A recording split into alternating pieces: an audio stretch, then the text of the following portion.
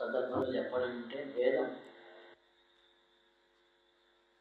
సహజంగా ఏ విధంగా ఆయా మంత్రములను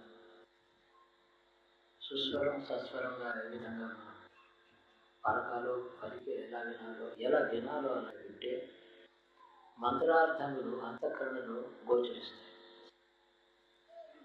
స్వరంలోంచి రూపము, రూపంలోంచి తేజస్సు, తేజస్సులోంచి గుణము, గుణంలోంచి ప్రసాదము వస్తాయి శాస్త్రం.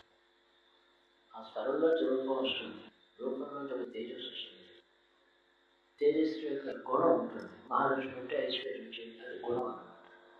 ఆ గుణం భావించి మనకు ప్రసాదం లభిస్తుంది. అంత శక్తి వేద స్వరంలో ఉన్నది. దాంట్లో ఉండే మాటల్లో ఉండేటటువంటి శబ్దార్థం మాత్రమే కాక స్వరశక్తి. శబ్దార్థం తావన్ మాత్రమే, శక్తి అత్యధికము, ప్రధానము. ఎప్పుడు కూడా ఒక పర్వదినంగా ప్రతి వారు కనీసం 1-2 నిమిషాలు వేదం వినాలి. అది మంగళప్రదం.